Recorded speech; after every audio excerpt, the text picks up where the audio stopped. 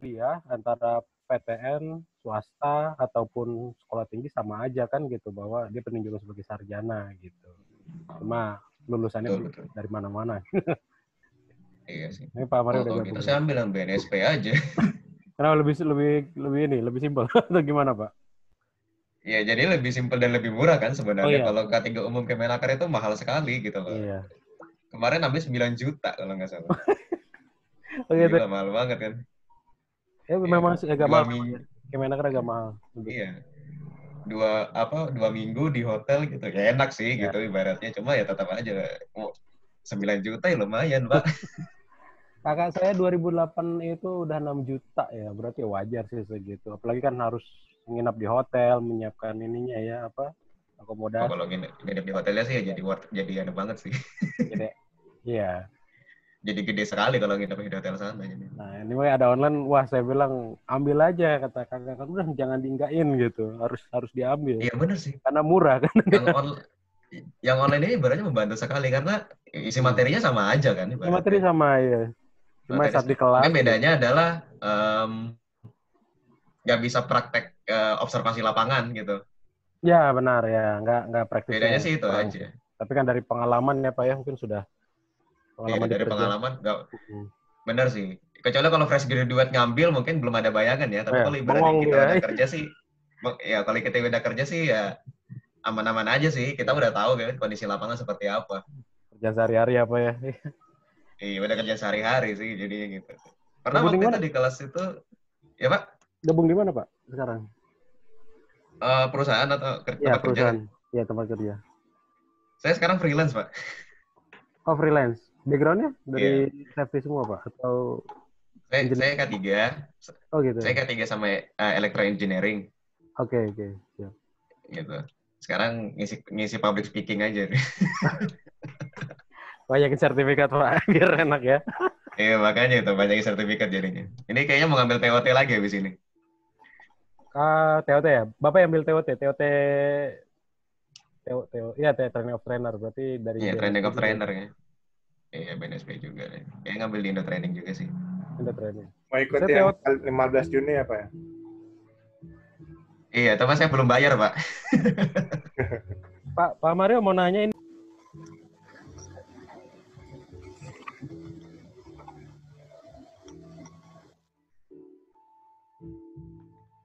Oke, P3K. Jadi P3K ini adalah pertolongan pertama pada kecelakaan. Ya, pertolongan pertama itu artinya berusaha meringankan penderitaan ya dari korban dan kemudian berusaha membuat korban itu bisa bertahan hidup sampai tim medis datang. Jadi istilahnya pertolongan pertama ini bukan untuk menyembuhkan ya, hanya untuk mengurangi penderitaan dan membuat korban bisa bertahan hidup. Itu intinya. Sehingga siapapun bisa melakukan pertolongan pertama ya. Orang awam yang tidak memiliki latar belakang medis bisa memberikan pertolongan pertama setelah diberikan pelatihan untuk memberikan pertolongan pertama. Jadi itu kira-kira maksud tujuan daripada pertolongan pertama pada kecelakaan. Yaitu nanti untuk menjawab pertanyaan asesor, jelaskan apa itu P3K. Dan kemudian P3K ini juga wajib diberikan kepada seluruh pekerja ya. Karena itu tercantum dalam Undang-Undang Nomor 1 Tahun 70. Jadi training wajib itu dasar-dasar keselamatan, penanggulangan kebakaran, dan juga P3K. Jadi 3 training wajib yang harus diberikan kepada seluruh pekerja. Nah, kenapa P3K wajib diberikan kepada pekerja? Karena jika seandainya ada korban ya tiba-tiba mungkin pingsan ya atau terjadi pendarahan, tangannya terluka dan sebagainya, maka orang terdekat itulah yang harus memberikan pertolongan pertama, bukan tim penanggulangan kebakaran, tim penanggulangan keadaan darurat ya, atau tim safety. Karena mungkin aja mereka lagi tidak berada di tempat itu, kalau manggil mereka keburu korbannya bisa tambah parah, bisa meninggal gitu. Jadi siapapun yang berada dekat si korban ya itu harus memberikan pertolongan pertama. Nah, untuk itu P3K ini wajib diberikan kepada seluruh pekerja ya, agar mereka menguasai cara memberikan pertolongan pertama.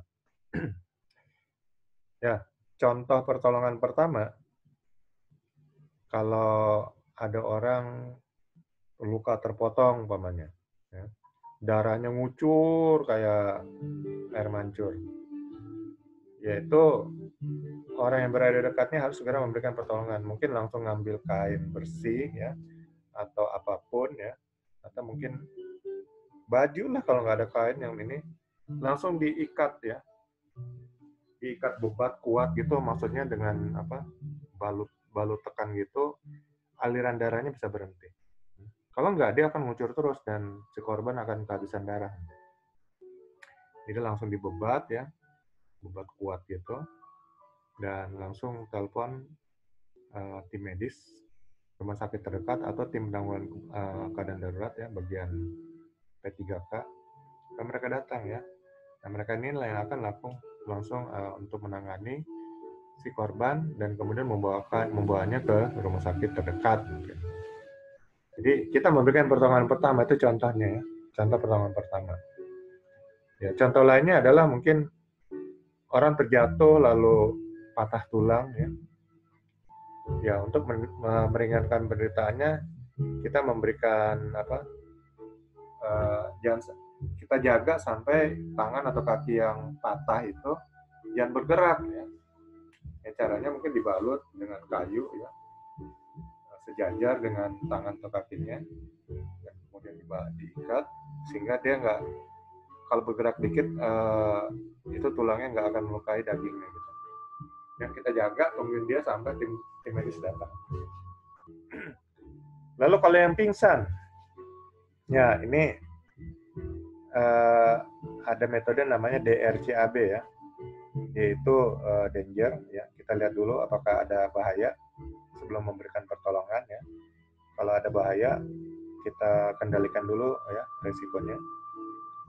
Kemudian R ya, respon. Kita lihat apakah korbannya sadar atau pingsan ya, tidak sadar. Lalu C, circulation ya. Periksa dulu denyut nadinya. Masih hidup atau enggak gitu ya, masih ada denyut nadi atau enggak. Kalau dulu kan DR ABC ya, circulation-nya terakhir ya, udah kasih nafas buatan segala macam, pas periksa nadinya ternyata udah meninggal. Jadi cek dulu nih nadinya. Kalau masih hidup ya segera periksa airway, jalan napasnya, mungkin aja terjadi penyumbatan. Kalau ada penyumbatan jalan napasnya, nah itu segera kita keluarkan ya. Ya mungkin pentol baso ya, bisa kita ambil. Ya, usahakan gimana caranya. Atau kita tepuk ya antara punggung dan lehernya dengan kuat ya.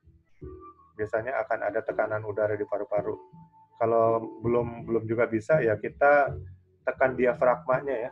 Jadi tulang di bawah tulang dada itu kita angkat, tekan kuat. Biasanya itu tekanan ke paru-parunya akan cukup kencang sehingga bisa mengeluarkan sumbatan di tenggorokan. Yaitu mengeluarkan dulu ya sesuatu yang menyumbat pernapasannya. Dan ini harus dilakukan dengan cepat ya, karena golden time-nya adalah 4 menit. 4 menit korban nggak dapat oksigen, otaknya akan mengalami degradasi ya, mulai rusak karena otak membutuhkan oksigen. Dan setelah itu kita cek ya pernapasannya, breath-nya, CAB yang breathing. Jadi kalau dia tidak bernapas, ya kita berikan nafas buatan ya kalau ada alatnya. Jadi jangan langsung, tapi kalau pakai alat supaya mungkin dari penularan penyakit, kalau si korban ada penyakit menular ya. Atau kita mungkin penyakit kita kalau menular jadi ya. Jadi kalau ada alatnya ya kita kasih pernapasan buatan. Nah, cuman sekarang nggak kasih pernapasan buatan pun nggak apa. Yang penting melakukan penekanan dada, resusitasi jantung paru RJP atau CPR ya, cardiopulmonology resuscitation. Jadi dengan menekan jantung paru ini, paru-paru akan tertrigger ya untuk kembang kempis, dan kembang kempisnya itu sebenarnya sudah menyediakan oksigen untuk tubuh ya, terutama untuk otak. Jadi lakukan terus penekanan ya sampai tim medis datang. atau sampai kita sudah kecapean, istirahat dulu, atau si korban sadar. Yaitu untuk yang pingsan. Yaitu contoh pertolongan pertama ya. Kemudian bagaimana cara melakukan persiapan untuk pengelolaan P3K?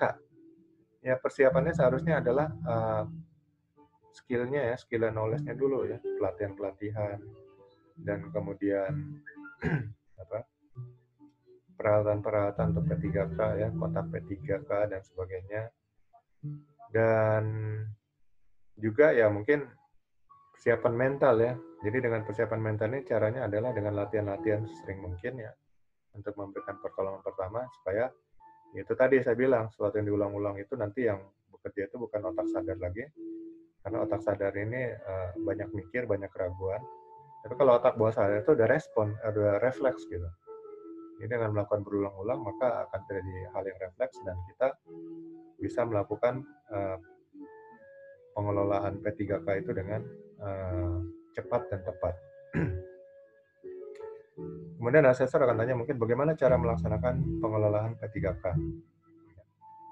Pengelolaan P3K mungkin perlu bentuk tim P3K ya, perlu peralatan P3K, perlu obat-obat P3K, ya, obat betadin, obat merah atau pembalut dan lain sebagainya ya untuk membalut luka.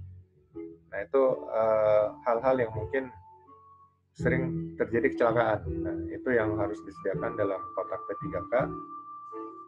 Dan untuk kotak P3K dan regulasinya itu diatur oleh Permenaker nomor 15 tahun 2008 ya. Jadi tinggal itu dibaca-baca bagaimana menyediakan kotak P3K dan sebagainya. Apa isinya ya. Itu ada Permenaker nomor 15 tahun 2003. Kemudian asesor akan bertanya mungkin bagaimana cara membuat laporan pengelolaan P3K. Laporan ya ini kayak seperti tadi, formatnya udah ada belum? Kalau belum ada kita usulin format untuk pengelolaan P3K, ya, diusulkan ke manajemen, tapi manajemen akan terima. Ya, isinya adalah laporan pengelolaan P3K itu ya, mungkin peralatan P3K-nya dilaporkan ya, penggunaannya, kotak P3K-nya ya, apa aja isinya dan kemudian berapa yang terpakai dan sebagainya, dan kemudian korban-korban ya selama mungkin sebulan terakhir ya dengan dilaporkan siapa aja, apa luka atau masalah dia dan sebagainya, itu nanti yang akan dijelaskan. Sehingga intinya adalah perusahaan mempunyai data dan rekod gitu. Oh inilah yang sering terjadi dan jadi peralatan atau obat apa yang akan sering fast moving dan perlu disediakan dan sebagainya. Kemudian bagaimana cara memberikan pertolongan pertama pada kecelakaan pada seorang korban? Sudah saya bicarakan tadi ya di poin kedua. Itu tadi korban pendarahan ya, korban pingsan dan patah tulang. Mungkin ada satu lagi nih, kalau gigit ular berbisa. Jadi kalau kegigit ular berbisa, kalau bisa kita sedot bisanya ya. Bisa itu nggak akan berbahaya kalau kita nggak telan gitu. Jadi setelah kita sedot, kita buang lagi, kumur-kumur ya, sehingga bisanya itu tidak akan ketelan sampai ke perut. Dan ya setelah itu kita balut tekan ya. Jadi kalau kegigitnya di kaki, ya di pahanya itu dibalut tekan agar mungkin aliran racunnya nggak sampai kepada jantung. Nah, kalau sampai ke jantung ya itu akan membuat korban lebih parah. Kalau di tangan ya kita balut di pangkal lengannya supaya jangan sampai aliran bisanya itu terbawa aliran darah menuju ke jantung. Dan biasanya kalau orang yang terkena sengatan ular berbisa, kita memang harus segera diberikan pertolongan ya. Biasanya ke tim medis, makanya langsung segera hubungi tim medis. Karena apabila ular bisanya itu sudah menjalar ke seluruh tubuh, ya itu akan sulit untuk diberikan memberikan pertolongan pada korbannya dan bisa fatality ya atau meninggal dunia. Kemudian regulasi pemerintah terkait ketiga itu tadi ya, Permen nomor 15 tahun 2008 itu nanti menjadi acuan untuk P3K. Kemudian apa standar isi kotak P3K? Nah, itu semua disebutkan di Permen nomor 15 tahun 2008. Ya, biasanya itu adalah pembalut luka ya, kemudian plester ya seperti Handiplas lah segala macam, lalu betadine mungkin, dan kemudian kadang-kadang ada yang tambahin obat pusing, obat sakit perut dan sebagainya. Ya, tapi kita acuannya ke ini aja, Permenaker nomor 15 tahun 2008. Ya, itulah kira-kira cara mengelola P3K. P3K ini penting ya. Mungkin jarang terjadi di tempat kerja. Tapi kalau terjadi, jangan sampai kita jadi kelabakan, nggak siap ya, bingung. Jadi makanya persiapan dan pengelolaan itu adalah penting. Ya, ini kompetensi yang harus dikuasai oleh seorang ahli K3 umum. Kemudian mengelola tindakan tanggap darurat. Jadi kayaknya udah kita bicarakan. Dan Mas Rengga juga kayaknya ada di K3 Migas tadi. Hampir mirip-mirip lah sama. Makanya K3 Migas, K3 umum kita gabungin karena materinya sebenarnya hampir sama aja. Mengelola sistem dokumentasi K3. Nah, dokumentasi. Kalau dibilang dokumen, berarti itu adalah suatu benda ya yang berisi informasi. Itu namanya dokumen. Benda apapun itu, biasanya prasasti segala macam itu masuk dokumen tuh. Walaupun dari batu, karena ada informasi di dalamnya. Jadi setiap benda yang memiliki informasi itu namanya dokumen. Foto itu adalah dokumen ya. Karena sebuah gambar itu berisi ribuan informasi, bisa aja ya, itu pepatah Cina mengatakan. Jadi sebuah foto itu dokumen. Dan ya dokumen apapun bisa menjadi dokumen, benda apapun bisa menjadi dokumen kalau dalam benda itu ada informasinya. Jadi bagaimana di perusahaan kita memiliki kemampuan untuk mengelola sistem dokumentasi K3. Nah, biasanya ini adalah kemampuan dari seorang dokumen controller ya, atau pengontrol dokumen di perusahaan. Kalau perusahaan menerapkan sistem manajemen mutu ya, atau sistem manajemen lingkungan, atau sistem manajemen K3 ISO, itu biasanya harus punya seorang pengelola sistem dokumen. Nah, itu yang disebut dokumen controller. Ya, dokumen controller ya tugasnya adalah mendata semua dokumen-dokumen yang ada, ya, memberikan penomoran, dan kemudian dokumen-dokumen terkontrol ya disebarin kemana aja, itu didata sama dia. Kalau dokumen uncontrol ya itu bisa disebarin kemana aja tanpa perlu didata. Dan kemudian dokumen-dokumen hard copy dia akan susun rapi ya, bagian prosedur-prosedur, kemudian bagian form dan sebagainya, itu semua disusun rapi sesuai dengan tempatnya. Dan rekaman-rekaman juga ya, yaitu dokumen-dokumen untuk disimpan atau form-form yang sudah diisi, itu juga wajib diatur sama dia ya penempatannya, sehingga saat diperlukan rekaman itu bisa mudah dicari. Ya. Jadi dikelompokkan berdasarkan jenis-jenis rekamannya juga. Nah, ini semua adalah kemampuan yang harus dimiliki seorang dokumen controller. Nah, seorang teknisi K3 umum atau ahli K3 umum diwajibkan untuk mengetahui bagaimana cara mengelola sistem dokumentasi K3.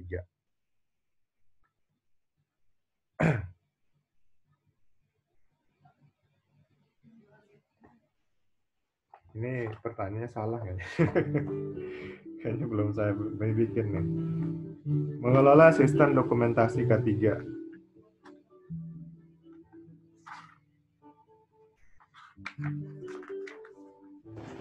Nah, itu yang perencanaan, Pak. Perencanaan sistem dokumentasi K3 itu. Hah? Kayaknya itu yang perencanaan ya, Pak ya? Merencanakan sistem dokumentasi K3. Oke. Enggak, salah kayaknya saya belum ini copy paste aja tadi. Manajemen resiko K3 kayaknya ini, Pak. Ya. Nah, elemen kompetensinya ada 4 ya, mengelola sistem dokumentasi K3. Yang pertama, mempersiapkan sistem dokumentasi K3 yang dibutuhkan di tempat kerja. Yang kedua, melakukan pemenuhan sistem dokumentasi K3. Yang ketiga, mengevaluasi sistem dokumentasi K3. Yang keempat, melaporkan hasil evaluasi sistem dokumentasi K3. Jadi, yang pertama ini kita bisa bikin pertanyaannya yang mungkin ditanyakan asesor. Tolong jelaskan bagaimana cara mempersiapkan sistem dokumentasi K3 yang dibutuhkan di tempat kerja. Sistem dokumentasi K3. Berarti sistem dokumentasi K3 itu tentu isinya adalah prosedur-prosedur K3 ya. Instruksi-instruksi kerja K3, JSA mungkin. Sebenarnya JSA ini dilakukan saat akan dilakukan pekerjaan. Tapi kayak Pertamina itu JSA itu menjadi satu dokumen gitu. Jadi kalau ada kontraktor yang akan kerja tinggal dibagiin JSA-nya. Oke lah, nggak masalah. Kemudian form-form ya. Form-form yang dibutuhkan dibedakan nanti form untuk izin kerja dipisahkan, form untuk inspeksi, form untuk identifikasi bahaya mungkin, dan form-form lainnya yang berhubungan dengan K3 ya dipisahkan. Jadi mungkin ada yang perlu ya hard copy-nya bisa langsung dibagikan. Dan itu dokumen uncontrol ya, jadi nggak perlu dikontrol, bisa langsung dibagikan tanpa perlu dicatat siapa yang minta. Kalau dokumen-dokumen yang terkontrol ya itu SOP kalau yang minta ya dicatat siapa yang minta. Jadi data ya. SOP. Nah, itu semua adalah dokumen-dokumen yang dibutuhkan di tempat kerja. Jadi dokumen kontrol akan mengatur ya penyimpanannya. Plus kalau memiliki intranet, ya, jadi soft copy-nya juga dimasukin di intranet ya. Nanti diatur ya. Siapa yang bisa buka, bisa baca. Ya, yang penting itu karyawan yang terdaftar gitu di perusahaan itu. Lalu diatur siapa yang bisa merevisi, yaitu mungkin supervisor atau manajer dan sebagainya. Jadi kewenangannya diatur kalau untuk intranet ya, untuk dokumen soft copy. Nah, itu bagian daripada sistem dokumentasi K3. Kemudian mungkin ditanya selanjutnya adalah elemen kompetensi kedua. Tolong jelaskan bagaimana cara melakukan pemenuhan sistem dokumentasi K3. Kalau ada kata pemenuhan, berarti ada persyaratan. Nah, di sini kita lihat, kita ngikutin persyaratan apa ini? Apakah persyaratan SMK 3 Kemenaker? Apakah persyaratan ISO 9001? Ya. Jadi tergantung perusahaannya ya, ngikutin persyaratan apa. Ya, jadi dari persyaratan itu baru nanti ada namanya pemenuhan persyaratan. Jadi kalau perusahaan ikut persyaratan SMK 3, ya persyaratan yang diatur oleh PP 50 tahun 2012 itu diikutin ya. Mulai daripada kebijakan ya. Berarti ada dokumen kebijakan, perencanaan K3-nya, implementasi K3 ya. Lalu pengukuran dan tinjauannya pengukuran dan evaluasi, dan terakhir tinjauan manajemen. Nah, itu semua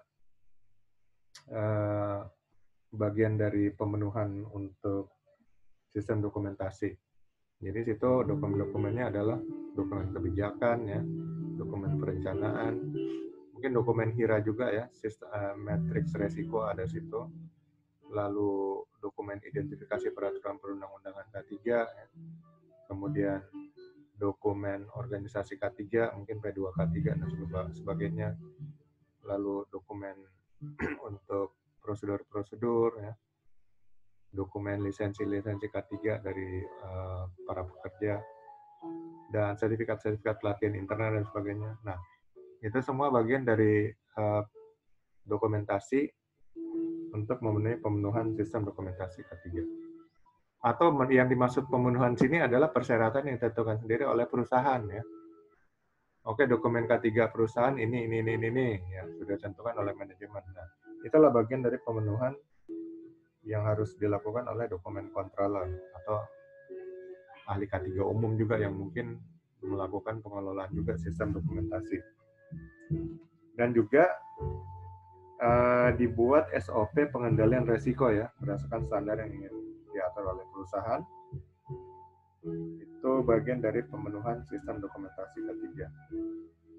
Dan juga tadi dokumen controller dan dokumen uncontroller ya yang perlu dikontrol atau yang tidak perlu dikontrol itu semua diatur di situ ya di prosedurnya dan kemudian dikerjakan oleh dokumen controller. Lalu elemen kompetensi yang ketiga mengevaluasi sistem dokumentasi K3. Jadi setelah itu kita evaluasi. Evaluasi ini adalah membandingkan antara rencana dan keinginan ya dibandingkan dengan progres dan fakta di lapangan. Jadi sini adalah sistem dokumentasi K3. Sistem dokumentasi K3 berdasarkan ya persyaratan yang diinginkan oleh perusahaan atau lembaga yang diikuti oleh perusahaan ya, atau standar yang diikuti oleh perusahaan. Jadi ya kita lihat kalau ikut ISO 9001 apakah sudah memenuhi persyaratan, kalau belum di mana permasalahannya, nah itu akan di-improve ya atau dilakukan corrective action. Dan juga persyaratan-persyaratan lainnya mungkin perusahaan bikin persyaratan sendiri, nah itu pemenuhannya bagaimana untuk dokumentasinya. Itu bagian daripada evaluasi sistem dokumentasi K3. Atau evaluasi juga melihat ada dokumen-dokumen yang kurang, ya, ada dokumen yang belum tercatat, terdata dengan baik, uncontrol dan sebagainya. Nah itu menjadi bahan jadi evaluasi untuk dilakukan improvement atau perbaikan-perbaikan. Dan elemen terakhir adalah melaporkan hasil evaluasi sistem dokumentasi K3. Jadi dilaporkan hasil evaluasi yang sudah dibuat ya, permasalahan-permasalahan yang ada dan bagaimana rekomendasi untuk perbaikannya, preventive action-nya, corrective action-nya bagaimana. Nah, laporan disusun sesuai format laporan.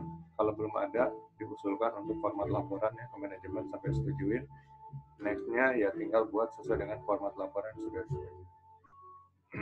Kemudian laporan disampaikan kepada pihak-pihak terkait yang ada berhubungan dengan kepentingan tentang laporan dokumen, tentang laporan sistem dokumentasi K3 perusahaan.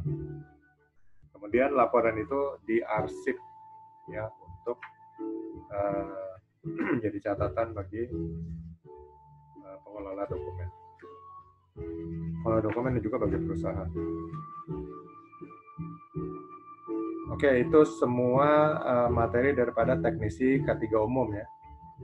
Jadi teknisi K3 umum ini ada 4 plus 7 yang di operator K3 umum. Jadi ada 11 unit kompetensi untuk teknisi. Nah, untuk ahli tinggal 2 yang sisa, yaitu pemenuhan syarat dan prosedur K3 dan kemudian investigasi kecelakaan kerja. Kita mulai dulu dari pemenuhan syarat dan prosedur K3. Oke, sama seperti tadi, asesor mungkin akan pengen tahu nih, apa peserta uji kompetensi itu ngerti tentang evaluasi. Dengan tanya, coba tolong jelaskan apa itu evaluasi. Evaluasi tadi saya jelaskan adalah membandingkan antara perencanaan atau harapan ya yang ingin dicapai dibandingkan dengan progres atau hasil atau fakta yang sudah dikerjakan. Jadi itu evaluasi. Kemudian, apa itu pemenuhan persyaratan dan prosedur K3 dan ciri-cirinya? Nah, kembali tadi saya bilang pemenuhan persyaratan. Berarti ada satu persyaratan yang harus dipenuhi ya. Apakah persyaratan itu ditentukan oleh suatu standar organisasi yang diikuti oleh perusahaan, atau persyaratan itu ditentukan sendiri oleh perusahaan, atau persyaratan itu ditentukan oleh regulasi peraturan perundang-undangan pemerintah. Yaitu artinya persyaratan itu harus diikutin atau dipenuhi. Kemudian prosedur K3. Ya, prosedur K3 itu adalah prosedur untuk mengatur langkah-langkah melakukan suatu aktivitas K3 ya. Lalu di sini ciri-cirinya. Ya, ciri-cirinya ini adalah kalau pemenuhan persyaratan itu tadi, itu adalah mungkin standar yang diikuti oleh perusahaan. Apakah itu standar ISO atau SMK 3 dari pemerintah, atau standar-standar lainnya, itu namanya pemenuhan persyaratan. Sedangkan prosedur K3 itu adalah prosedur yang diberlakukan di lingkungan internal perusahaan ya, untuk menjadi petunjuk dan acuan dalam melakukan suatu aktivitas K3 dalam suatu aktivitas pekerjaan, agar pekerjaan itu menjadi aman dan selamat. Kemudian mungkin asesor akan bertanya, jelaskan fungsi dan manfaat pemenuhan persyaratan dan fungsi K3. Jadi apa manfaat pemenuhan persyaratan dan fungsi K3?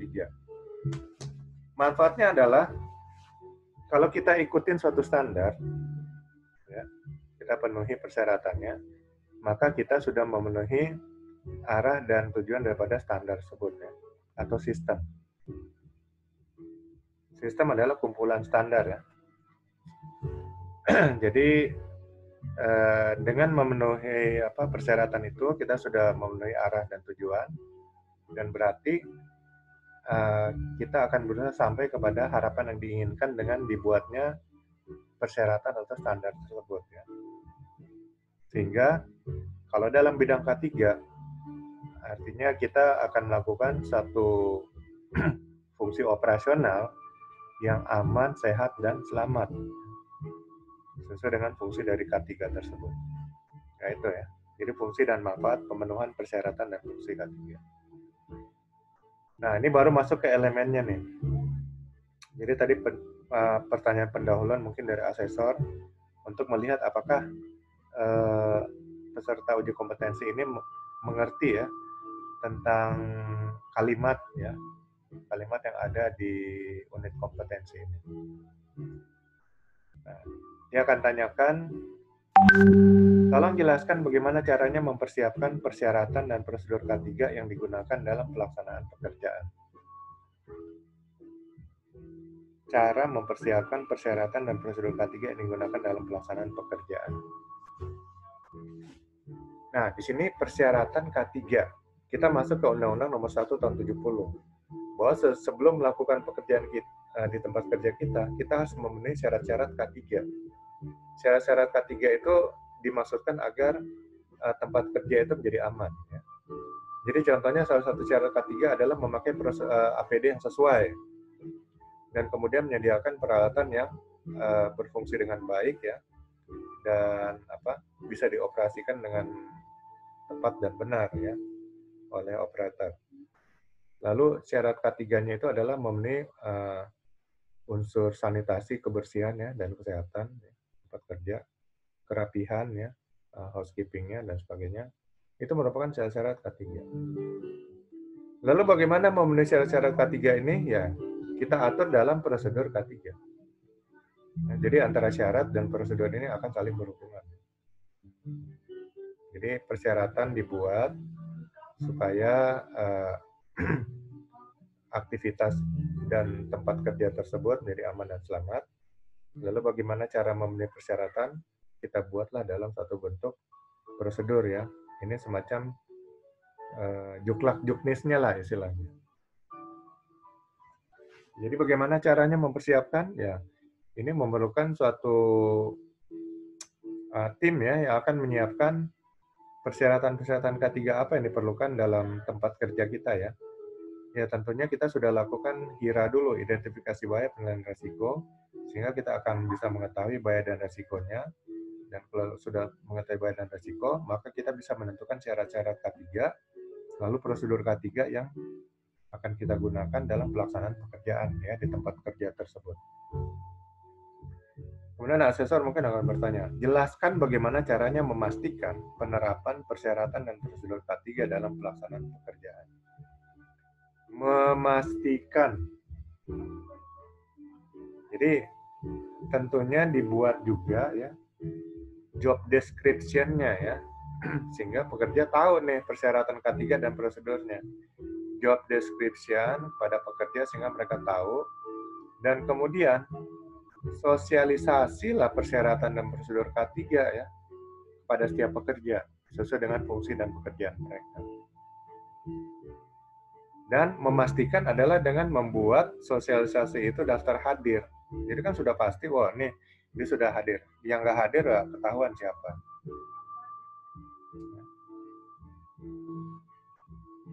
Jadi sosialisasi persyaratan dan prosedur K3 ya, kemudian bikin daftar hadirnya, dan kemudian buat job desk ya untuk menentukan setiap pekerja.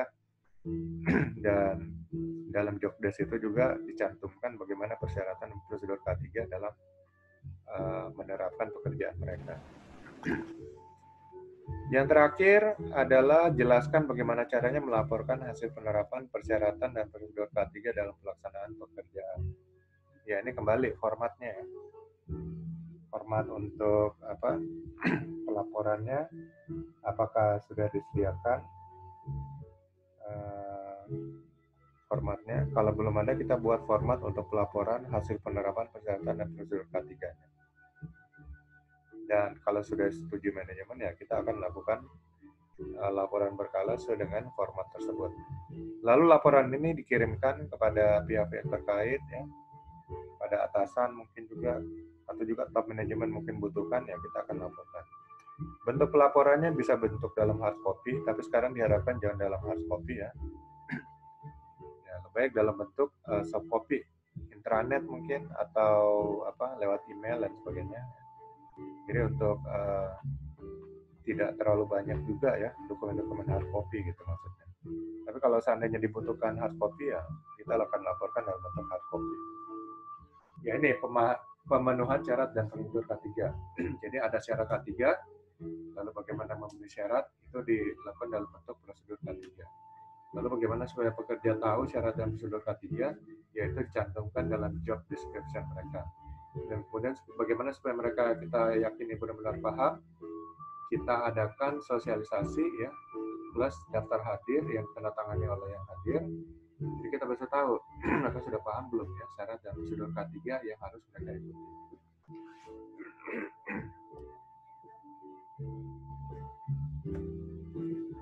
Unit kompetensi terakhir untuk K3 umum ya, yang ke-13, investigasi kecelakaan kerja. Ya ini umum ya, di K3 umum, di K3 migas pasti ada, di POP ya, semuanya pasti akan ketemu ini.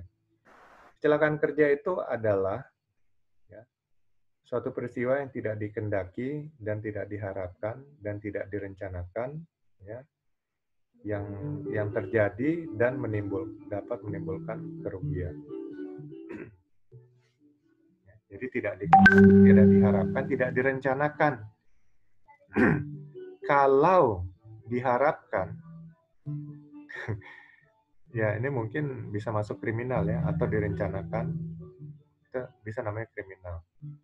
Tapi kalau murni kecelakaan kerja, ini bagian daripada tim investigator internal perusahaan. Tapi kalau udah ada unsur kriminalnya, ini akan masuk ke ranah polisi. Karena polisi yang akan melakukan investigasi, bukan istilahnya udah bukan kecelakaan kerja lagi itu, kriminal ya, perkara kriminal. Kemudian asesor mungkin akan bertanya, jelaskan apa itu investigasi kecelakaan kerja. Investigasi kecelakaan kerja itu adalah penyelidikan terkait kecelakaan kerja tersebut ya, di mana dalam penyelidikan itu nanti akan mengumpulkan data-data ya, fakta terkait kecelakaan kerja yang bersangkutan. Ya, itu gunanya investigasi, penyelidikan untuk mengumpulkan data dan fakta serta informasi ya, selengkap-lengkapnya terkait kecelakaan kerja tersebut. Kemudian asesor akan tanya lagi, jelaskan fungsi dan manfaat investigasi kecelakaan kerja. Fungsinya adalah data, fakta, dan informasi itu akan dianalisa. Analisa itu membandingkan, mengolah informasi dan data ya, untuk menjadi satu informasi yang spesifik. Ya. Dan informasi ini dapat digunakan sebagai untuk mendapatkan rekomendasi ya, atau usulan-usulan untuk perbaikan. Jadi nanti dari hasil investigasi ini akan diolah ya, dianalisa sehingga menghasilkan informasi. Lalu dari informasi itu akan dijadikan suatu acuan untuk memberikan rekomendasi ya, agar terjadi preventif dan corrective action sehingga kecelakaan serupa tidak akan terjadi lagi di masa mendatang. Lalu masuk ke elemennya, asesor akan bertanya mungkin, tolong jelaskan bagaimana caranya mempersiapkan kegiatan investigasi kecelakaan kerja. Ya, persiapannya. Persiapannya mungkin ya alat tulis ya, alat rekam, foto, dan sebagainya. Dan kemudian alat ukur mungkin kalau perlu ya, yang berhubungan dengan hal-hal teknis. Lalu kita lihat skopnya ya, apakah besar, kecil. Kalau kecil aja kecelakaan kerjanya mungkin ya nggak perlu tim. Tapi kalau sudah masuk ke skala menengah dan besar ya kecelakaan kerjanya, maka mungkin perlu dibentuk tim, ya, tim investigasi. Dan ya itu semualah. Yang penting persiapan lainnya juga adalah investigator ini sudah memiliki kompetensi ya, kemampuan. Sudah pernah dilatih ya, mengikuti pelatihan, sudah tersertifikasi untuk melakukan investigasi. Itulah persiapan. Kemudian asesor akan bertanya mungkin, tolong jelaskan bagaimana caranya melaksanakan kegiatan investigasi kecelakaan kerja. Jadi setelah persiapan, maka pelaksanaannya. Nah, di pelaksanaannya mungkin akan ada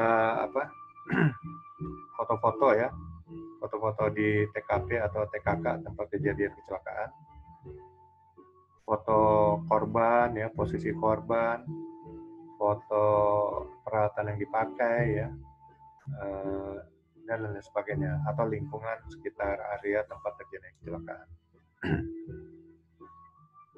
Kemudian data-data lainnya didapat daripada wawancara ya, saksi-saksi yang melihat ya. Jadi yang kita tanyakan itu saksi yang melihat langsung atau mendengar langsung kejadian kecelakaan, bukan saksi tidak langsung. Nah, saksi-saksi ini kita akan wawancara untuk mendapatkan data dan informasi dari mereka. Ya. Tentunya dengan cara yang sopan, kita minta agar mereka mau memberikan kesaksian. Ya. Nanti kesaksiannya itu kita catat ya, catat. Lalu mereka akan tanda tangan, kita minta nomor mereka mungkin untuk minta informasi lebih lanjut jika dibutuhkan. Nah, penting untuk seperti itu karena suatu saat mungkin nanti data kita diragukan. Oh, ini kamu opini aja nih. Nah, kalau memang kita dapat dari saksi langsung, ya kita akan lihat, kita akan memberikan ya, ini langsung dari saksinya. Bisa tanya ke orangnya, ada nomor teleponnya. Ya. Jadi itu bisa menjadi bukti ya. Dan kalau seandainya saksinya lebih dari satu, maka kita wawancara satu per satu. Jangan sekaligus ya. Wah, untuk menyikat waktu, sini 10 orang sini langsung sekaligus. Nanti akan terjadi kericuhan di antara mereka. Yang satu bilang, enggak gini, yang satu gini ya. Kita yang akan bengong ya, kebingungan. Menyatet yang mana gitu. Jadi satu-satu, oh jadi kesaksian ini, khusus ini, nanti dia tanda tangan ya. Kasih nomor HP, lalu selanjutnya dan seterusnya. Sampai semua saksi sudah memberikan pernyataan dan kesaksian. Termasuk tanda tangan, pernyataan mereka, dan nomor HP mereka. Jadi harus gitu, nggak boleh sekaligus semuanya. Dan data-data lainnya ya akan menyusul mungkin ya. Data tentang si korban kita bisa minta dari HRD-nya. Data dari peralatannya kita bisa minta dari bagian maintenance mungkin ya. dan data-data lainnya yang kita perlukan mungkin bisa nyusul. Yang penting tempat kejadian perkara itu sudah kita safety line, data-data sudah kita kumpulkan ya, bukti-bukti belum diutak-atik oleh orang yang tidak berwenang, saksi-saksi ya masih fresh di ingatan mereka, sudah kita ambil pernyataan dan kesaksiannya. Nah, itulah caranya melaksanakan kegiatan investigasi. Kemudian asesor akan bertanya, mungkin tolong jelaskan bagaimana caranya melaporkan hasil kegiatan investigasi kecelakaan kerja. Melaporkan ya. Jadi kembali yang namanya melaporkan itu nanti disusun sesuai format yang standar di perusahaan. Kalau belum ada ya kita usulkan format laporan seperti ini umpamanya. Manajemen sampai manajemen setuju, jadi nanti format laporan akan seperti itu seterusnya. Kemudian laporan hasil investigasi itu disampaikan kepada pihak terkait ya, pada manajemen mungkin beserta rekomendasi ya, jadi diharapkan rekomendasi kita terima sehingga nanti rekomendasi untuk mencegah kecelakaan serupa nanti akan diterapkan oleh manajemen. Kemudian laporan itu juga kita dokumentasikan dan disimpan sebagai arsip. Oke, ini semua 13 unit kompetensi yang harus dikuasai oleh seorang calon ahli K3 umum BNSP.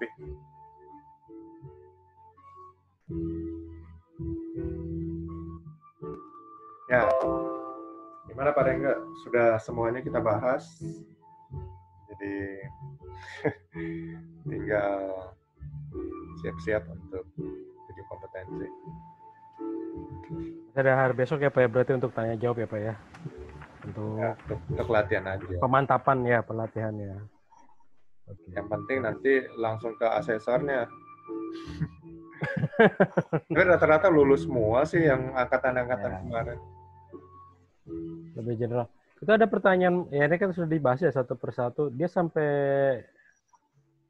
katakanlah ini sampai detail nggak sih Pak? Sampai harus buka permen gitu kan atau undang-undang? Enggak, nggak boleh buka-buka buku. Berarti ya, dia nggak sampai nanya sedetail itu ya, kalau untuk peraturan perundangan. Harus hafalin regulasi apa yang berhubungan ya kita hafalin gitu. Itu harus aja ya. Karena nanti saat uji kompetensi itu nggak boleh ada apapun ya, nggak boleh ada orang lain juga. Jadi hanya asesi sama asesornya. Ya itu standar BNSP yang ngatur aturannya seperti itu untuk online ya. Kalau offline kan jelas pasti hanya berdua aja gitu kan. Oke Pak, siap. Itu aja Pak, masalah. Oke deh, jadi tinggal besok ya untuk ketiga migas nanti kita lanjut 4 unit kompetensi. Untuk Mas Rengga kita mungkin ya latihan aja untuk tanya jawab. Oke. Ya saya harapkan sih semuanya sudah nguasain, jadi pas uji kompetensi hari Jumat siap semuanya. Oke. Oke. Barangnya sama Pak Sunan ya berarti ya? Mas Sunan ya K3 migas. Pengawas. Barang ya, jamnya sama ya? Kalau salah sama itu Pak, saya lihat jadwalnya. Ya, kalau Mas Sunan nanti besok mulai jam 10, Mas Rengga mau ikutan juga nggak apa-apa. Setelah itu kita jam 11-nya untuk ini. Siap.